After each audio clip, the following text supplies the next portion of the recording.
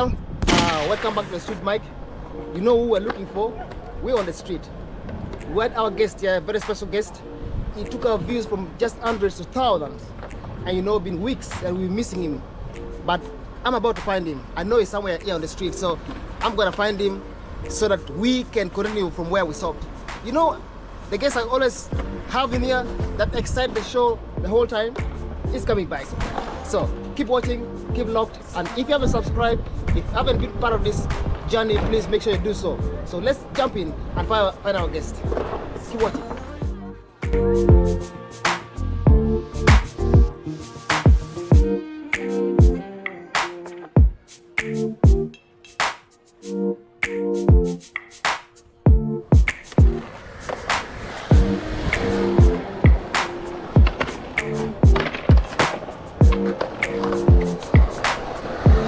Guess who is back?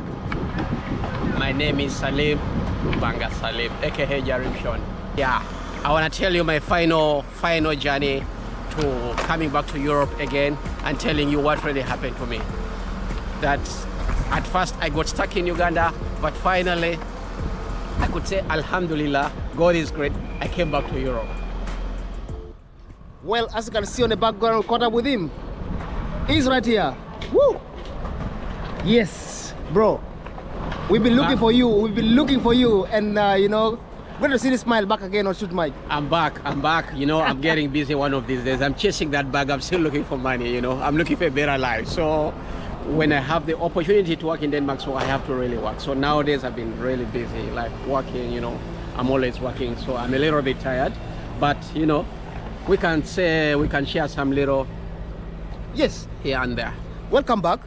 You know, you left us where you were in Sweden. Lots happened in Sweden. Yeah, Things started to happen. Started to cross to Denmark. yeah. Back and forth. You're gonna take us from here. How life in Sweden started going for you. So as I was in Sweden, I seek for asylum in Sweden, Malmo.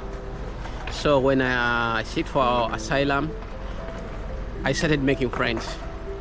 Yeah, you wanna make it out in life, don't be very introvert. You have to make friends, because from these friends you're going to get a lot of experience about life, how life moves like. You're going to learn a lot of things, what's on ground. That's me. When I go to an area, I first learn how things work out. I make good friends, people who will teach me how things move like. So from there, I add on my experience and I start, you know, running or chasing my life. So I made a few friends. One of my friends I made was a very kind guy. He was called Alex. I think that guy used to play for Villa. Okay. You know that team? Villa, yes, okay. Villa. Yeah. Yeah. I know that Alex now. Alex is a very kind guy. Wow. Alex Ndoga. So that guy helped me a lot. Okay. So I met Alex. I got to know his wife, Jackie. They really helped me. Those people are so kind. I don't know. I can't pay them. I can never pay them back for the kindness they showed me. So sometimes I just cross over to Denmark, sometimes with friends, to do some little hustles, you know. Yes. Chasing money, you know, looking for some little money. So they give me advice. So, oh, if you can do this, you can do this, you can do this. So sometimes I used to cross here over. I come and I work in Denmark. So as I was still working in Denmark, that's how I met my wife. One time I went out to hang out and I met my wife. Okay. Yeah. So that's how I came to meet Frida. Yeah. I went out to hang out and I met Frida. Yeah. So now your wife started to come in your picture now. Yeah, she's like a girlfriend, Yeah. fast, you know. So we started dating. I'm a very charming man. You are, bro. Crazy. So- That's great, bro. I stole Frida's heart and then she liked me instantly.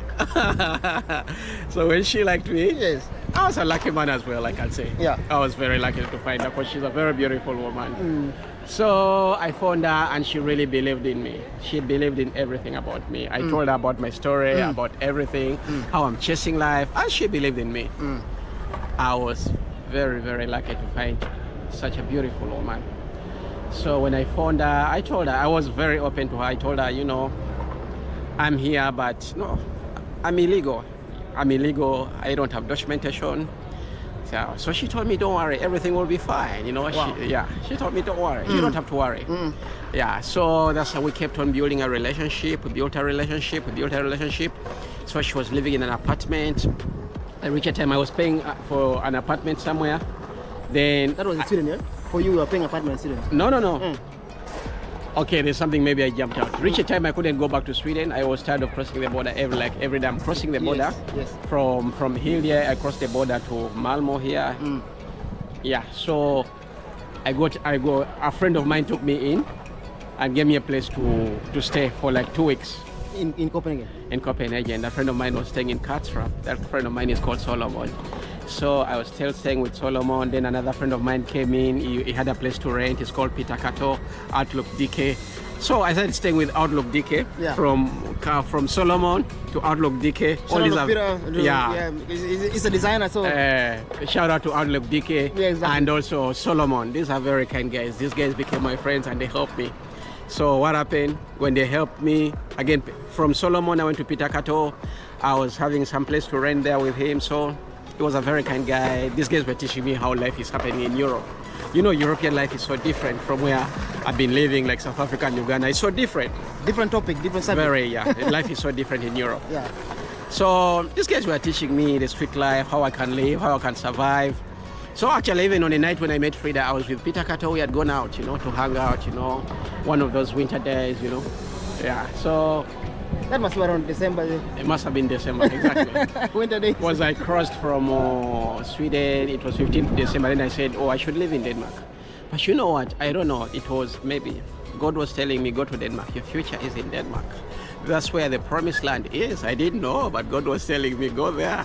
I didn't know that I would come to fall in love with Denmark. So when I came to Denmark, I fell in love with Denmark. Yes. Denmark is like the promised land. Wow. Nowadays, even nowadays, Yes. you want to find the American dream, go to Denmark. Yeah, this is even well written. Other people know it. Now the American dream is no longer in America, but it's in Denmark. Wow. If you're very you're a very aggressive person, you're a very ambitious person, you're very focused, you want to find the American dream, find it. Find it. Just like my brother, you're already living his American dream here. Wow. Yes, I can't deny that. I've just been talking to him and he told me, oh, money is not a problem. So I said, okay, you're living your American dream. So I came here, I found my wife. I was so lucky. I found such a very understanding woman, such a very kind woman. So I was one of those lucky people. I was lucky. Yeah. So you started working on the process with her? So I started staying with her. Yes. I left Peter Kato. She had her own apartment. We started putting up together with my girlfriend. Then later we made what they call like nikah. We made it official. Okay. I met her parents. We made it official. It's like now we are like in the Islamic way. It's like we are married. Yeah. So we started living together. But then we thought about fixing my documents. It was so hard. Then we thought about like, oh, I should go back to Sweden and fix my documentation. So I went to Sweden. Went back to Sweden again? Yeah, so I was still chasing my asylum case. My asylum case went deadlock. They denied me like asylum like 3 times. And I think I waited like, those were like roughly like 2 years to 3 years. So the asylum process, is, you were chasing it from Sweden, not in Denmark? It failed, yeah. Yes. Because I reached a time and I crossed back. Yes. So when it failed, what I did, I was stuck. I don't know what to do. So I wanted to get married to my wife, Frida, in Sweden. It was also impossible. Remember, I'd come with a South African passport, and here I am a Ugandan. It was very hard for me. It was so challenging. One of the most challenging moments, how to overcome that hurdle. It was such a very serious hurdle. Yes. So after they have denied me like 3 times, I've stayed in Sweden. Now it's coming like to 3 years. In 2020, I decided, let me go back to Uganda and I start afresh. That was during lockdown time. So a lot of friends of mine told me, oh, don't go back to Uganda, you'll get stuck. But as I told you earlier, when you believe in God, put all your trust in God. I said, the God who brought me to Europe, if God wants me to come back in Europe, I'll be back in Europe. I always tell people, Allah is sufficient for me. If Allah wants me to come back to Europe, I'll be back in Europe. If Allah doesn't have any time, doesn't have me in His plan for me in Europe, then I won't be in Europe. I'm a man who I don't fear to take risks. No. That's one of the biggest risks I've ever taken. Going back to Africa without documentation. No. So I had to be I was deported, asked for deportation. It's a very hard risk. I'm already enjoying the good life in Europe. Everything is fine, but I don't have documentation. And I'm asking for deportation. And it was going to be difficult for you to get. So when I told people that I'm going to deport myself, I'm going to ask for deportation so that they can deport me, every friend of mine was against it. They say, guy, you're doing the biggest mistake about in your life. You will never come back to Europe. I say, okay, if God wants me to come back to Europe, I'll be back. If God doesn't want me to be back in Europe, then God is sufficient for me. What God has decided, I can't do anything. But you remember, God will give you as you fight. You know, if you want something from God, you chase for it. You go for it, then God will help you. Put your trust in God and things will be done. So every friend of mine was against. They said, don't go back, don't go back, don't go. Everyone, best friends of mine, all friends of mine, some friends in America, they told me, oh, Jarim, don't go back. Everyone said, even those in Europe say, don't go back. I think, Tom, if you're around, you would have told me the same thing. Oh, don't go back. I think I would have been the only one saying to go back. You'll be buried. I did that somewhere. But so, yes. I told myself, I'm going back. I have my wife already. Frida has become my wife because we made nikah. Yeah. The Islamic marriage, and she's already like she's my wife. But wasn't it legal in the No. In Denmark, you don't just come and say you're going to get married. You have to ask for permission. The processes are very long. So even if you get married to her, it was just like marriage between me and her and God. They know, and the family also they know we are married. So what happened? Now, like I'm going back. I went to the Swedish immigration. I asked for self-deportation. I told them I'm going back. Yeah, of course they are welcome. When the Europeans that you're going back, you're leaving them, they're excited. You're losing one person. They don't give a damn if you go back. So I had to go back. So before we go back, as I told you earlier, we are planning. This is like around November. What I come to find out is like my wife, Frida, is 5 months pregnant. Okay. So we found out like it's 2 weeks before we go. Actually, we had already even bought our plane tickets. Yeah. We found out she's pregnant. Oh, I was very happy. I was excited. This is my first kid. I've never had a kid in my life. I was scared. I was anxious. I was everything. So that was an added advantage on my life. I'm getting my firstborn. Yeah. Now my firstborn is called Safia. Actually, we had the baby right now, as I can tell you. Yeah. Yeah, Safia is there. She's a very beautiful baby girl. Yeah.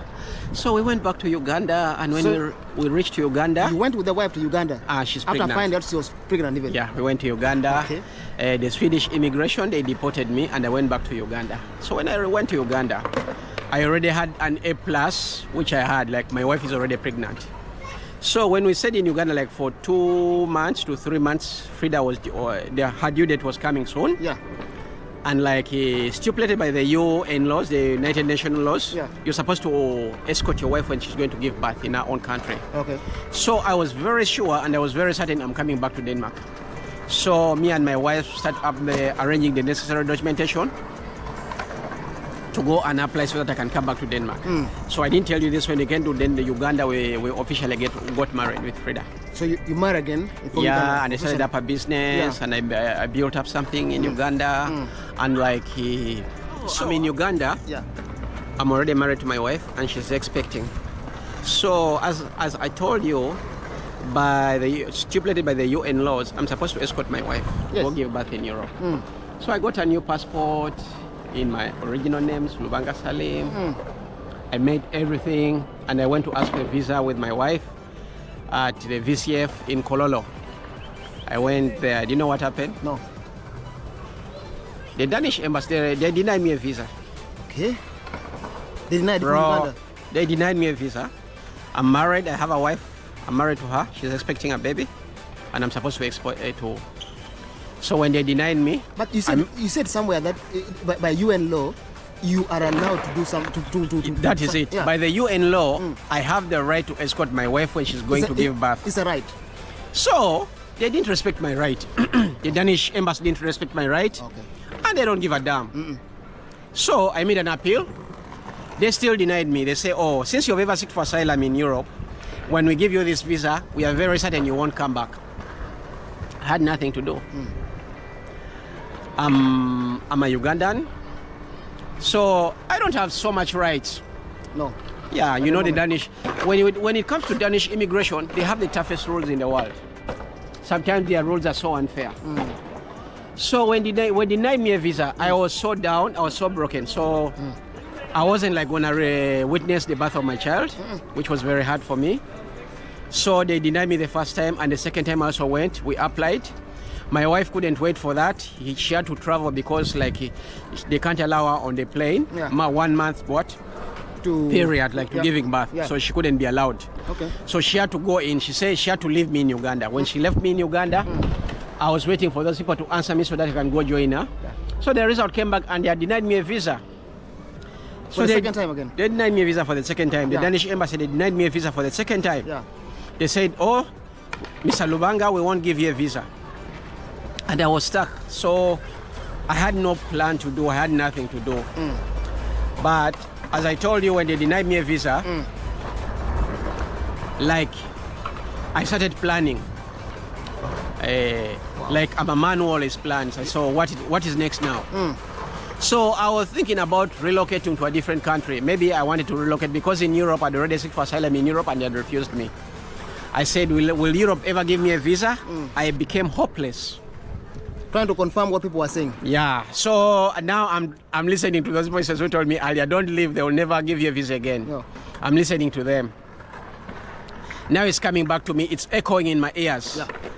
So what happened? I started planning. I said, oh, maybe I should go to America or I should go to Japan because I was already running a business in Kampala. But you know, the economy in Uganda was very tricky. I was losing a lot of money. I'm running a business, but I'm losing a lot of money. So you are doing a local business? I was running a business. I was running a shop. I had a shop in Boya. It was called Angels and Dolls. Angels and Dolls? Yeah, that was the boutique name. You don't sleep when it comes to business? I don't sleep, man. I keep pushing my hustles, man. So I also had another Angels and Dolls. It was on Cham Towers. Okay. I had two shops. For local products only? I was selling second-hand clothes, and then I was also selling clothes from Turkey. Okay. So I'm telling you, I'm coming. So as I was trading, I started with second-hand clothes because I had experience. Since my childhood, I was selling clothes from Owino. You know Owino? It's called downtown. I'm a boy from Owino, downtown. Tell us. I go there. I select. What Owino is? Owino is one of the biggest markets in Uganda. They have second-hand, one of the biggest second-hand market. Get it. I go to Owino, I select the best dresses, the best jeans for the ladies and everything. I do what they call a fashion collection. Then I take them to my boutique and I sell from Owino. I was a guy from Sweden, but I'm a guy who is down to earth. I don't give a damn. When I'm looking for money, I know money speaks, bullshit works. So I'm never proud, oh, just because I'm from Europe, oh, I won't sell second-hand clothes. No, because when I go hungry, nobody's going to feed me. No. And people have high expectations from people in Europe. They say, oh, you're from Europe, you're selling second-hand clothes.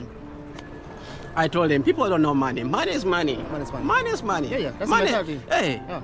Money speaks, you know, bullshit works. So I found some people, you know, like the mentality of young people. They say, oh, you're from Europe and you're selling clothes, second-hand clothes. I said, no, why not? As long as I'm making money.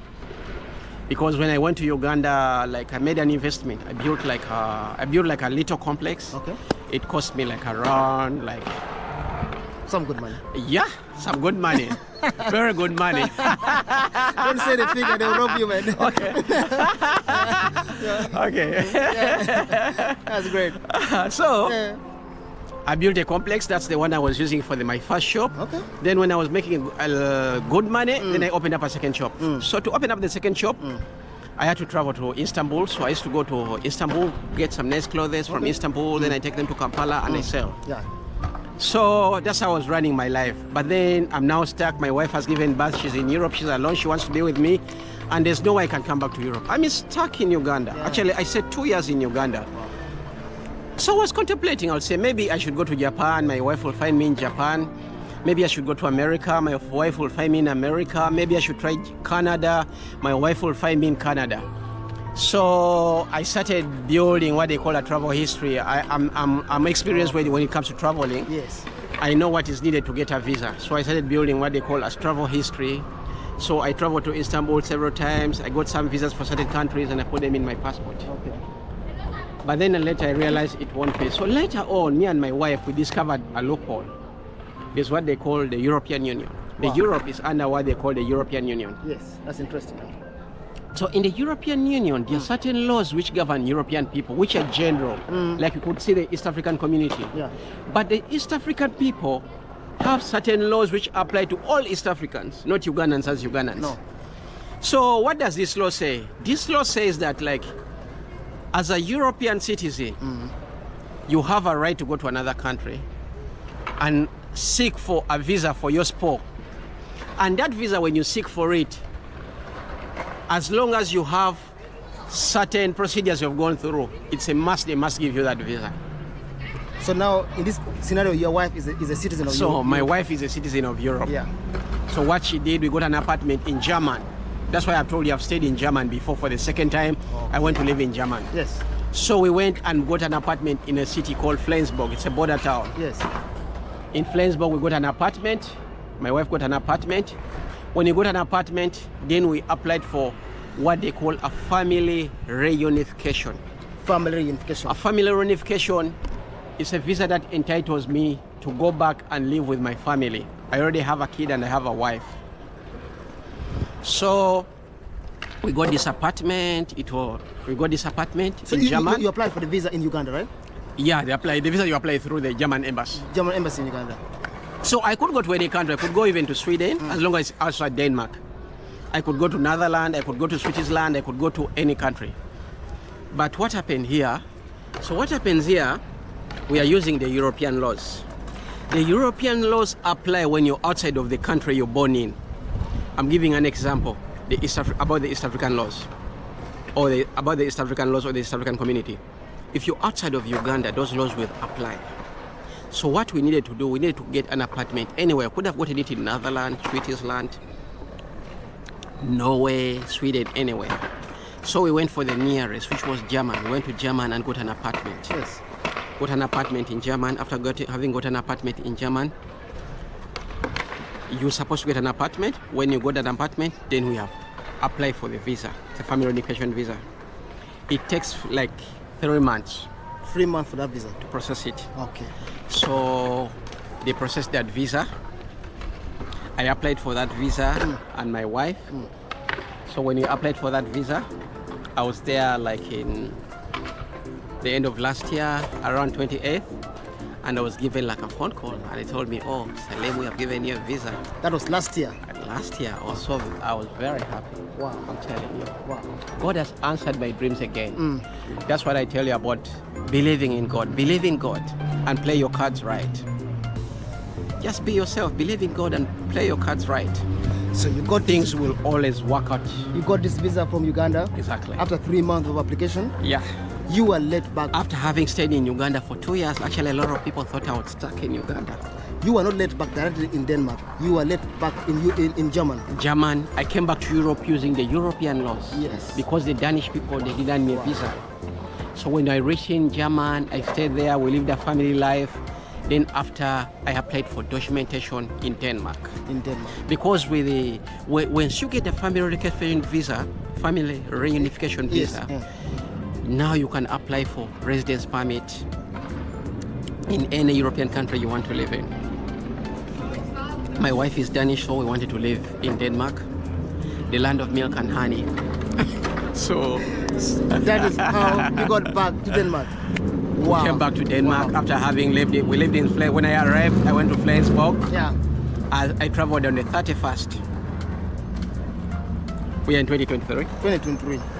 On the 2022, we traveled, and I traveled on the night of the 31st